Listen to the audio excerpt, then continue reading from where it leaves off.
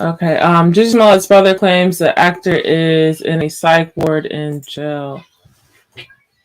Jussie Smollett said his brother is not at risk of harming himself and should not be in a psychiatric hold.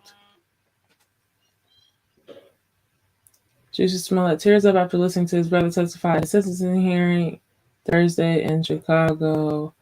All right, this article is by Kalhan Rosenblatt. Jussie Smollett's brother claimed Sunday on Instagram that the actor was being held in a psych ward in jail. Jussie Smollett posted to his brother's account, which is being run by his family, to share the assertion with his followers.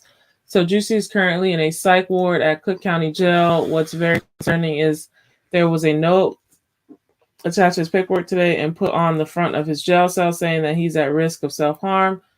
Jussie Smollett said in the video. So Jussie is currently in the psych ward at Cook County Jail. What's very concerning is that there was a note attached to his paperwork today and put on the front of his jail cell saying that he's at risk of self-harm. I want to just make it clear to folks that he is in no way, shape, or form at risk of self-harm. And he wants to let folks know that he is very stable, he is very strong, he is very healthy and ready to take on the challenge that ultimately has been put up against him. This is not right. This is completely lack of justice. It's angering, it's an outrage, but he ultimately knows what he needs to do. So we want to make sure that folks understand that, whatever inside Cook County Jail what assumptions they may be making. I don't know why they even have him in a psych ward. We still have not gotten clear answers there and why he's even in a psych ward. And they've recently added to his documentation that he's at risk of harming himself. That is absolutely not true. So please make sure y'all are spreading facts. The media is going to report a lot of false information, and we really need our people, the people who support us, to continue checking folks and making sure that false information does not go unchecked. So on top of that, if folks could really continue reposting things, there's been a post from my page, from Jake's page, from Jazz's page, from Journey's page, all around the hashtag Free Jussie hashtag. If you could repost that, repost similar images, make your own images, always just include the hashtag Free Jussie. And we think it's best if you tag Cook County Jail along with it. We're really just trying to make sure we can get as much engagement and attention on this injustice as possible. Thank you so much for the prayers. Thank you so much for the support that folks have given us thus far. And to the influencers, to the influential people out there, to the activists, to the organizers, we need you. We seriously need you all. We need you to step up. This has gotten to the point where, it's been gone too far, but we are talking about, a very serious situation. We need folks' support in getting our brother out of jail. He never should have been in jail. He was attacked. He is innocent. He is innocent. And even if you don't believe in his innocence, you should believe that he should be free. He should not be in jail under any circumstances. So thank you again for your support. We're going to try and do more of these lives to keep folks updated on what's going on. But remember, Jussie is strong. He wants everyone to know that. He is in no way at risk of harming himself, like they have put on his documentation. He is strong.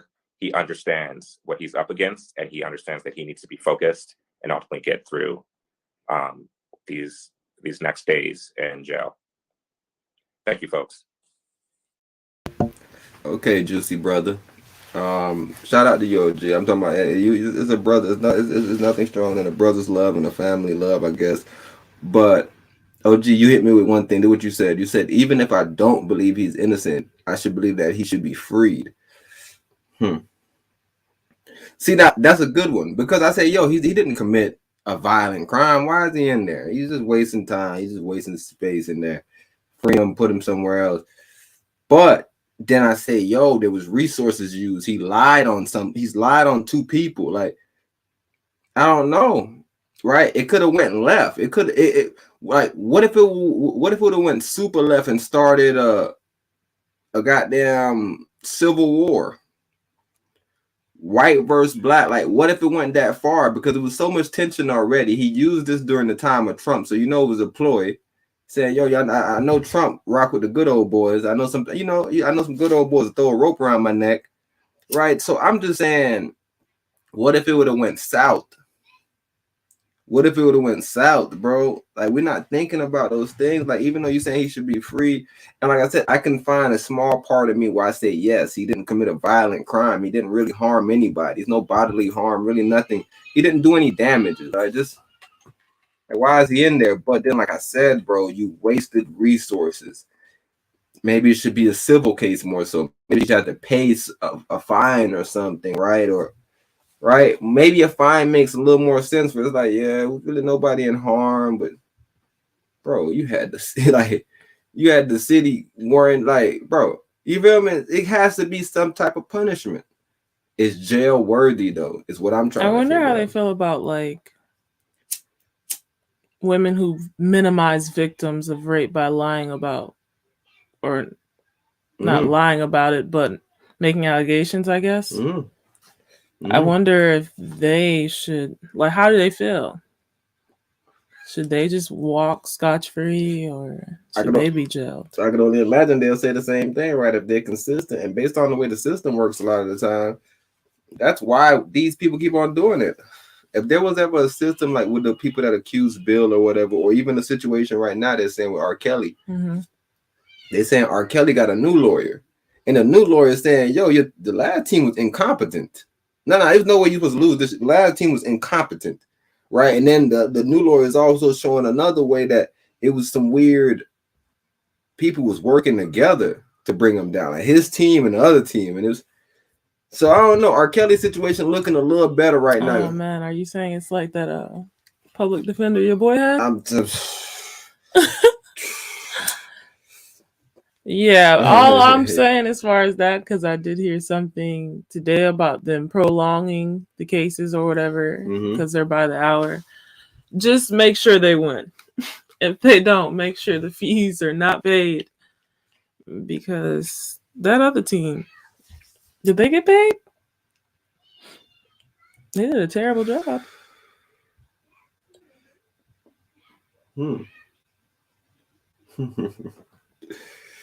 Did they get paid? I doubt it. I hope not.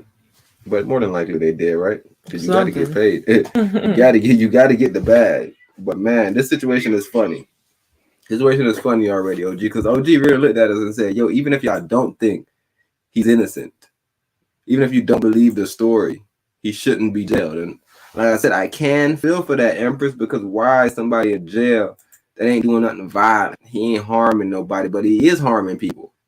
Right, he's taking resources that could actually have went to save somebody else. He's harming people because he just did the same thing that someone that makes those allegations about sexual misconduct. Like, you're putting someone in harm's way. It may not be violent where something happened, but mentally, you don't know who's traumatized by this now. Like, dang, I just got beat up by some actual white people, and now I'm scared to come forward because they're going to be like, bro, what you doing, bro? Nah, we just seen somebody else lie about that over here. Get out of here. It discourages them. And I don't think nobody should ever be discouraged of the law, right? If you got, like I said, it ain't about who got the truth, though. So you got to make sure you know somebody that knows some legalese. You got to know what you're saying and why you're saying it. I heard a black lady say, one of the old videos when we first got on our situation, she was saying, people answer questions they don't even ask. You go in there and tell on yourself. That's not what you're here for. That's not the actual case at hand. But because you don't understand the case at hand, you talking about some other shit. You giving them jury over some more dumb shit that you ain't got nothing to do with in this case. Right? So a lot of those things was coming up, and I was like, The Most High says that my people perish for lack of knowledge and things of that sort. I don't know. We got to pay attention to these things. Okay, so they basically just had the yeah. So the rest of the article after the video was about that was a transcript. That was a transcript from what the brother was saying.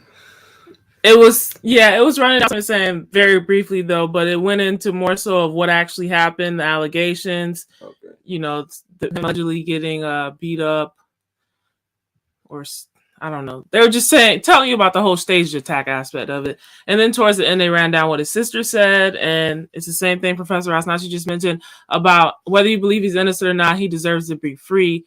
She said that same statement towards the end. I highlighted it if you guys are paying attention to the visual.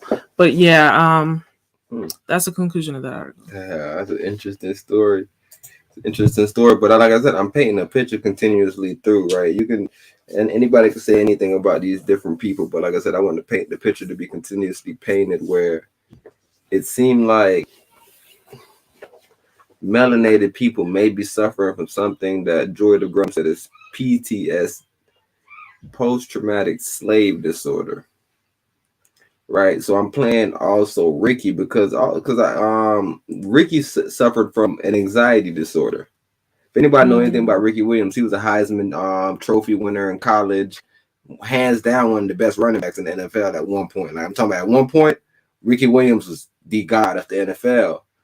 But then something crept in and we was like, what's going on?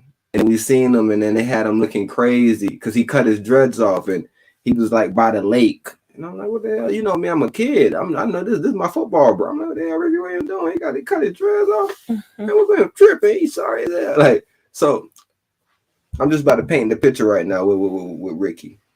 I'm about to paint because I'm painting the picture with all my melanated folks. I'm painting the picture with Kanye.